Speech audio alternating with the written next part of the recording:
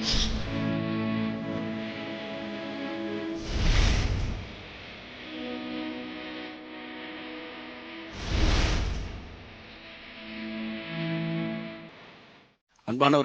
சுகமா இருப்பீங்க நம்புறேன். ஆண்டவராகிய இயேசு கிறிஸ்துவின் நாமத்தில் உங்களுக்கு அன்பின் வாழ்த்துக்கள். விசேஷமாக நம்முடைய யூடியூப் ஃபேமிலிஸ் எல்லாரும் எப்படி இருக்கீங்க?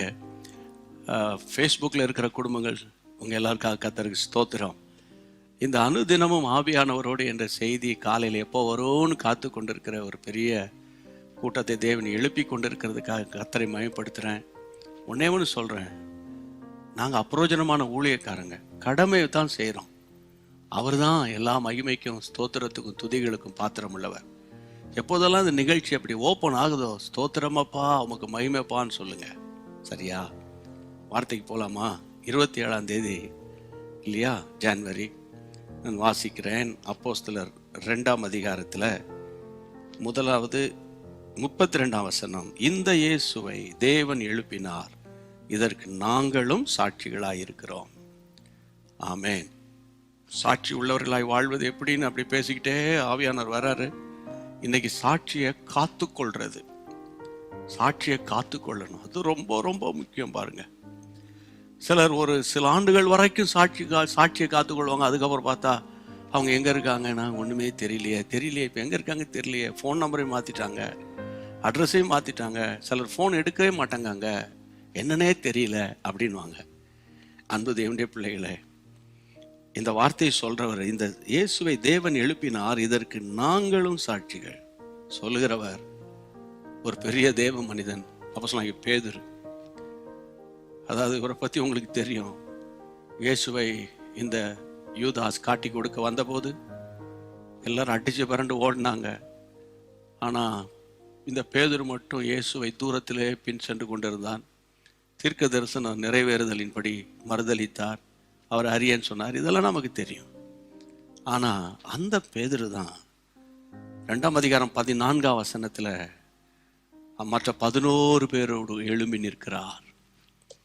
எழும்பி நின்று வேதம் சொல்லுகிறது, யூதர்களே, எருசலேமில் வாசம் பண்ணுகிற ஜனங்களே, நீங்கள் எல்லாரும் அறிந்து கொள்வீர்களாக, என் வார்த்தைக்கு செவி கொடுங்கள். ஒரு காலத்துல எனக்கு அன்பான தேவனுடைய பிள்ளைகளை, சாட்சியை காத்து கொள்ளாத மனுஷன். ஆனா இப்ப சொல்றாரு, அறிந்து கொள்ளுங்க, இயேசுவை தேவன் எழுப்பினார், நாங்கள் சாட்சியா இருக்கிறோம், நாங்கள் சாட்சியா இருக்கிறோம். ஆமென். இயேசு உயிரோடு கூட எழுந்தார். ஆமென். உயிர் தெழுந்த இயேசு ஜீவிக்கிறார், அதற்கு நாங்கள் சாட்சி. அப்போ இந்த நாட்கள்ல இப்படிப்பட்ட சாட்சி, அப்போ இவர் இப்படி ஓங்கி உரத்த குரல்ல எந்த யூதர்களுக்கும் எந்த வேலைக்கார பெண்ணுக்கும் பயந்து ஒளிஞ்சாரோ, ஆனா ஒரு பெரிய யூத அதிகாரிகளுக்கு முன்பாக இவர் எப்படி பேச முடியும்? அதாவது தமிழ்நாட்டில் சொல்லுவாங்கல்ல, அதாவது மடியில கனம் இல்லைன்னா வழியில பயம் இல்லை. என்கிட்ட பாக்கெட்ல ஒன்றும் இல்லைன்னா நான் வழியில போகும்போது நான் எதுக்குப்பா என்கிட்ட ஒன்றும் இல்லைப்பா நான் விட்டுருவான். அப்படித்தானே? அதனால சாட்சியை காத்துக்கொள்றது ரொம்ப முக்கியம். எந்த சூழ்நிலையிலும் பண விஷயத்துல சாட்சியா இருந்துருங்க, எந்த சூழ்நிலையிலும் பரிசுத்தத்துல சாட்சியா இருந்துருங்க. எந்த சூழ்நிலையில் எப்போ கேட்டாலும் ஆமா அன்னைக்கு சொன்னதான் இன்னைக்கு சொல்றேன், அதுல எந்த வித மாற்று கருத்து இல்லைன்னு அதை சொன்னதையே ரிப்பீட் பண்ணுங்க. நேற்று சொன்னது இன்னைக்கு, இன்னைக்கு சொன்னது நாளைக்கு, மாத்தி மாத்தி சொல்லி கடைசியில ஒரு மாதிரி ஆயிடக்கூடாது. அப்ப இதற்காக என்ன செய்யணும்? நம்ம ஆவியானவரே, என் சாட்சியை காத்துக்கொள்ள எனக்கு நீங்க கிருபை செய்யணும் ஆண்டவரே, கிருபை செய்யணும் ஆண்டவரே. எப்போதும் அபிஷேகத்துல நிரப்பப்பட்டிருக்கணும். என் பாத்திரம் நிரம்பி நிரம்பி வழியணும். கரங்களை உயர்த்தி சொல்லுங்க, என் பாத்திரம் நிரம்பி வழியணும். என் சாட்சியை காத்துக்கொள்வதற்கு எப்போதும் நான் ஜாக்கிரதை உள்ளவனா இருக்கணும். நான் மட்டுமல்ல, என் மனைவி, என் பிள்ளைகள், பிள்ளைகளின் பிள்ளைகள், ஆண்டவர் எல்லாரும் சாட்சியை காத்துக்கொள்ள கிருபை. சாட்சியை கெடுக்கிறதுக்கு எத்தனையோ பொய் சாட்சிகளும் எத்தனையோ அசுத்தாவிகளும் எழும்பும் போது அதை அடையாளம் கண்டு மேற்கொள்ளக்கூடிய கிருபை எங்களுக்கு தாரும். இந்த நாள் முழுவதும் கர்த்தர் நடத்தும்.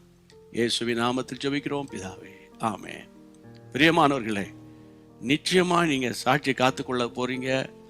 ஏனென்றால் ஆவியானவர் உங்களுக்கு கிருபை செய்வார். கர்த்தருக்குள்ளே சந்தோஷமா இருங்க. இந்த ஹிந்தி மொழியில நம்ம இதை டப் பண்ணி இந்த மொழிபெயர்த்து அனுப்பிக்கிட்டே இருக்கிறோம். ஆண்டவர் ரொம்ப பாரப்படுத்துகிறார். வட மாநில மக்கள் இப்படிப்பட்ட சத்தியத்தை கேட்டு கர்த்தருக்குள்ள வரணும். அப்போ நம்ம என்ன செய்யணும்? நம்பர் 1 ஜெபம் பண்ணுங்க. நம்பர் 2 அந்த ஹிந்தி மொழி பேசக்கூடிய மக்களை கொஞ்சம் சர்ச் பண்ணி பாருங்க, தெரிஞ்சவங்களுக்கு. இதை நீங்கள் அந்த ஹிந்தியில் வரக்கூடிய இந்த 5 நிமிட நிகழ்ச்சியை நீங்கள் ஃபார்வர்ட் பண்ணி அப்படியே ஒரு செயின் போல் போகட்டும். கர்த்தருடைய நாமம் மகிமைப்படும். தொடர்ந்து நம்ம ஒருத்தருக்காக ஜெபம் பண்ணுவோம். தேவனுடைய தயவுள்ள கரம் உங்களோடு கூட இருக்கும். God bless you. அன்பான தேவனுடைய பிள்ளைகளே, இச்செய்தி உங்களுக்கு மிகுந்த ஆசீர்வாதமாக இருந்ததென்று நாங்கள் நம்புகிறோம். தொடர்ந்து எங்கள் செய்திகளை கேட்டு கர்த்தருக்குள் ஆசீர்வதிக்கப்பட ஜீசஸ் மீட்ஸ் மினிஸ்ட்ரீஸ் என்கிற எங்கள் யூடியூப் சேனலை சப்ஸ்கிரைப் செய்யுங்கள். மேலும் உங்கள் ஜெப உதவிக்கு எங்களோடு நீங்கள் தொடர்பு கொள்ள வேண்டிய தொலைபேசி எண் 9842252836 மற்றும் 7299546363. Email gpsrobinson@hotmail.com. கர்த்தர் உங்களை ஆசீர்வதிப்பாராக.